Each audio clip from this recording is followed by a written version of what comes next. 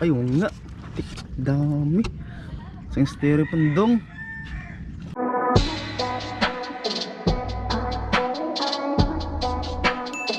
Alright, magandang araw people for this video. So titignan natin yung nahuli ni Dingdong na mga pusit. So ang dami palang nahuli ni Dingdong yung pusit, no? Bale, yun.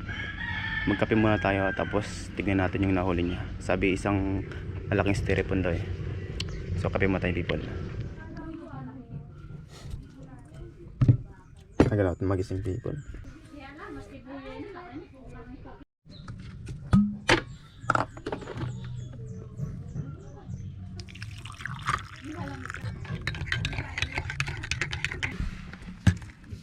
Nasa 80 kilos siguro yun ang puset. Grabe, pero yung ano, yung styrofoam niya, tapos sobra pa kamo. Kaya ano, titignan natin yung mamaya people. Bale dito niya binagsak yung puset sa lugar namin, tapos pupunta yung buyer dito sa lugar namin, tapos doon niya ibibenta kasi mas mahal yung pagbenta nila dito kaysa doon sa may palengke. So doon sila nagbabagsak ng mga isda kasi pupunta naman yung buyer dito, kaya mas mahal yung bentahan ni Dingdong sa kanila. Kasi doon sa market daw, sa palengke, alam ko ang benta daw nila doon 70. Dito sa kinuha ni Dingdong na buyer, alam ko dito 90. So naglamang lang ng 20.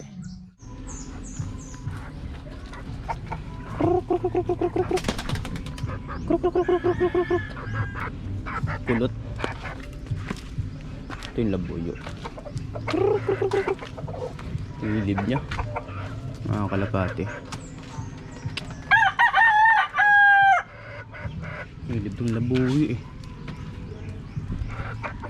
Saan nahuli mo daw? Saan nahuli mo? Marami? Ha? Video natin. Dami nang nahuli.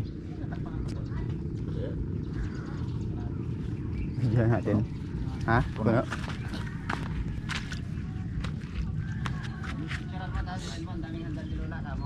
At hindi ka dong.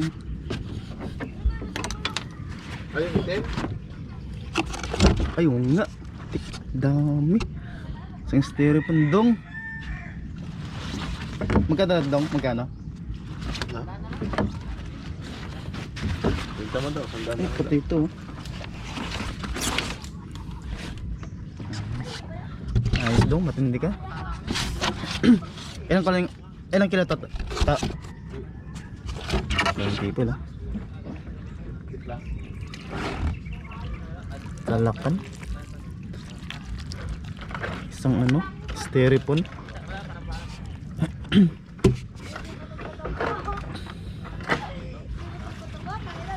Ayos na yan. Dito people oh.